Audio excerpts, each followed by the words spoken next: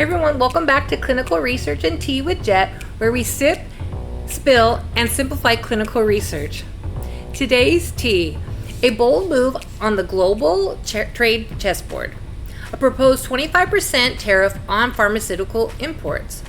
But the big question is, what does this mean for patients, hospitals, and healthcare systems as a whole? Well, let's break it down.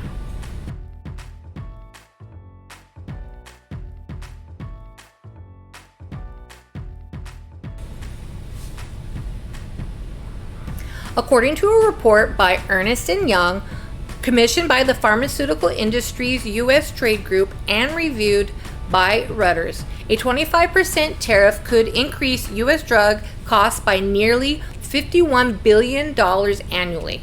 That could raise U.S. prescription drug prices up to 12.9%, depending on how much of the cost is passed on to consumers.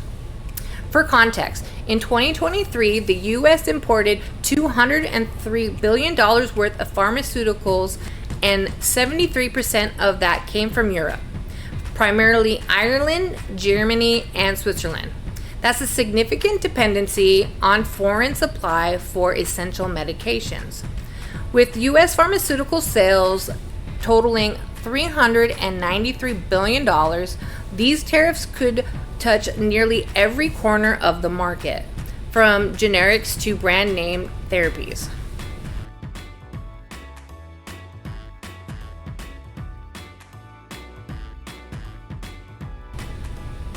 Now let's talk hospitals. They're not just dealing with rising drug prices, they're facing cost hikes on everything from surgical gloves to IV equipment.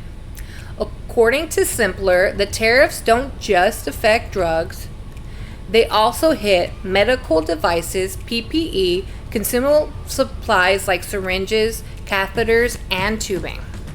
Some hospitals have already started freezing budgets and proposing non-essential purchases in preparation for higher costs.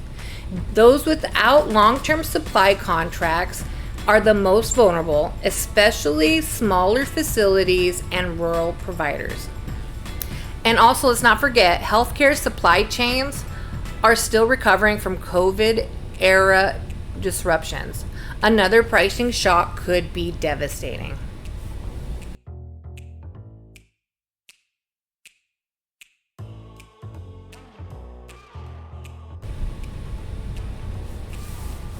Here's where it gets real.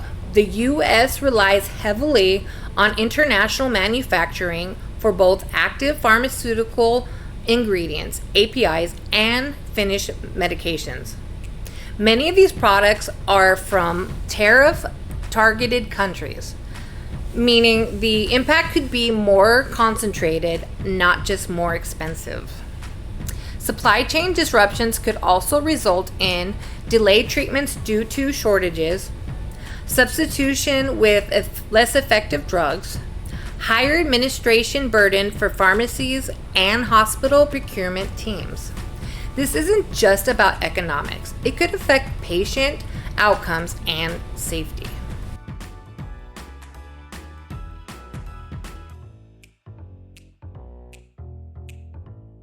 So what could healthcare providers, policymakers, and industry leaders do to weather the storm?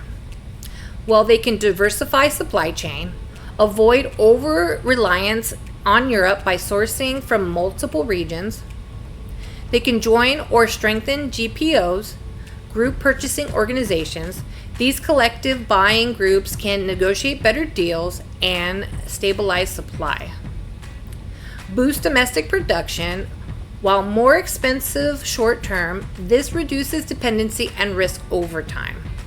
Invest in supply chain resilience. Data analytics, forecasting tools, and inventory automation can make procurement smarter and more agile. Advocate for tariff exemptions on essential goods to avoid disrupting patient care. Collaboration between hospital systems, regulators, and industry stakeholders is critical. No one can fix this in a silo.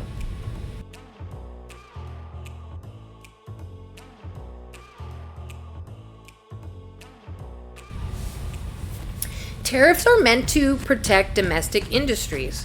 When it comes to healthcare, the stakes are high.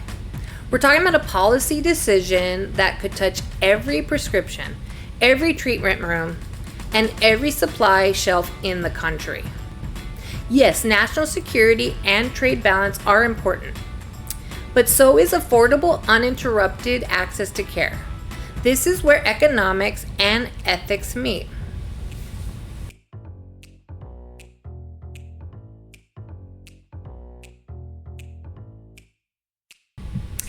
So here's the recap. A 25% tariff could raise drug prices and strain hospital budgets. The ripple effect could impact patient access, care delivery, and provider sustainability. Proactive planning and policy reforms are essential to minimizing harm. Thanks for sipping today's clinical tea with me. If you found this episode helpful, hit that like button, subscribe, and don't forget to hit that notification bell so you never miss a drop of healthcare insight.